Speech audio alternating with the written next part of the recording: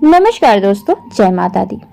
तो आज के इस वीडियो में हम बात करने वाले हैं श्री कृष्ण को क्यों अति प्रिय थी देवी रुक्मिणी, दोनों की प्रेम कथा क्या है। जब हम प्रेम की परिभाषा के बारे में बात करते हैं तो जहन में केवल एक ही तस्वीर उभरती है, जो है श्री राधा कृष्ण की।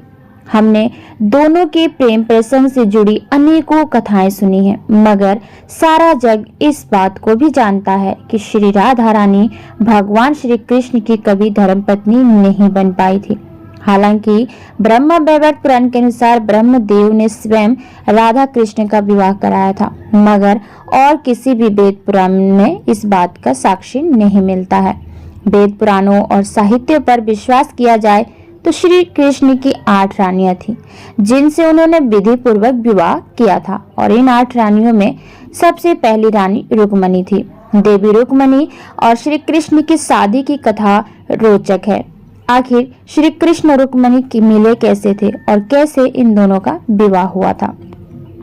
विदर्भ राज्य के राजा भीष्मक के एक पुत्र और एक पुत्री थी। पुत्र का नाम रुक्म और पुत्री का नाम रुक्मिणी था। राजा भीष्मक अपनी पुत्री से बहुत प्रेम करते थे और उनके विवाह के लिए योग्य वर की तलाश में थे।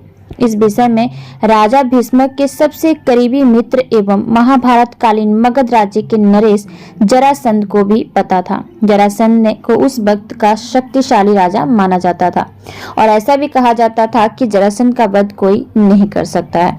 जरासंध देवी रुक्मिणी को अपनी पुत्री जैसा ही मानते थे और इसलिए वो खुद भी रुक्मिणी के लिए योग्य वर की तलाश में थे, मगर रुक्मिणी के मन में शुरू से ही भगवान श्री कृष्ण की छवि बसी हुई थी। बड़े बड़े महारथी को परास्त करने वाले श्री कृष्ण की कथा रुक्मिणी कई लोगों के मुंह से सुन चुकी थी।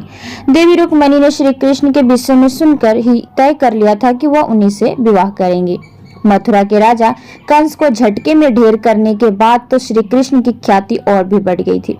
उनकी वीरता के चर्चे चैत्राव गूंज रहे थे, मगर वहीं श्री कृष्ण ने कंस का वध करके बहुत से राज्यों को अपना दुश्मन भी बना लिया था, जिसमें से एक था मगध का राजा जरासंध। दरअसल कंस जरासंध का दामाद था और इसलिए वह श्री कृष्ण से घृणा करता था।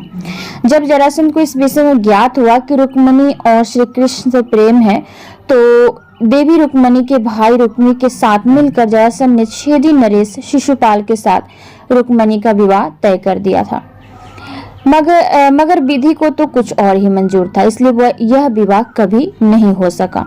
रुक्मिणी ने अपने पिता को यह बात पहले ही बता दी थी कि वो विवाह केवल श्री कृष्ण से ही करेंगी, क्योंकि वो मन ही मन उन्हें अपना पति मान चुकी हैं।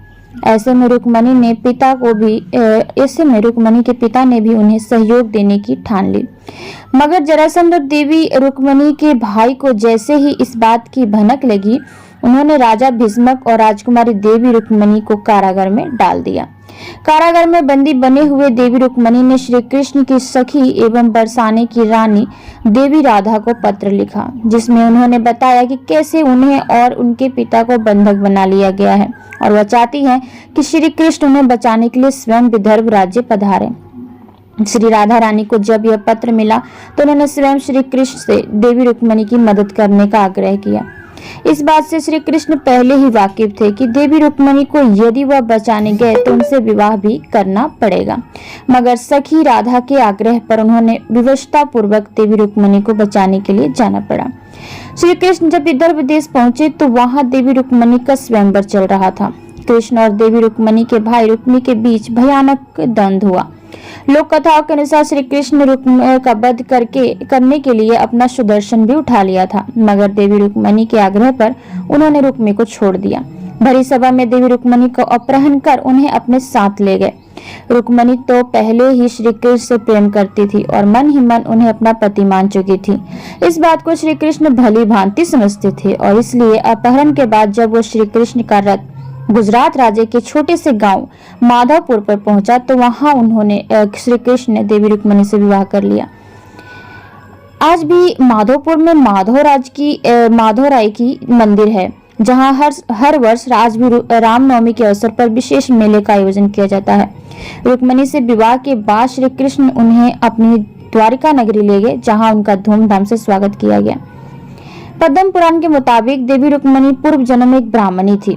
बचपन में ही उनका विवाह हो गया था और युवावस्था में ही वो विधवा भी हो गई थी। पति को खोने के बाद ब्राह्मणी भगवान विष्णु की पूजा में समय बिताने लगी। ब्राह्मणी की भक्ति से प्रसन्न होकर भगवान विष्णु ने उन्हें दर्शन दिए और वरदान मांगने को कहा। तब ब्राह्मणी ने अगले जन्म में भगवान विष्णु के अवतार श्री कृष्ण की पत्नी बनने की इच्छा जताई। इस तरह भी रुक्मणी के अवतार में ब्राह्मणी को श्री कृष्ण की पत्नी बनने का सौभाग्य प्राप्त हुआ। तो इस तरह से रुक्मणी और श्री कृष्ण का विवाह हुआ था। तो उम्मीद करती हूँ कि आज की वीडियो आप सबको अच्छी लगी होगी। तो ऐसी ही अगली वीडियो में आपसे मिलते हैं, तब तक के लिए आज्ञा दीजिए। धन्यवाद।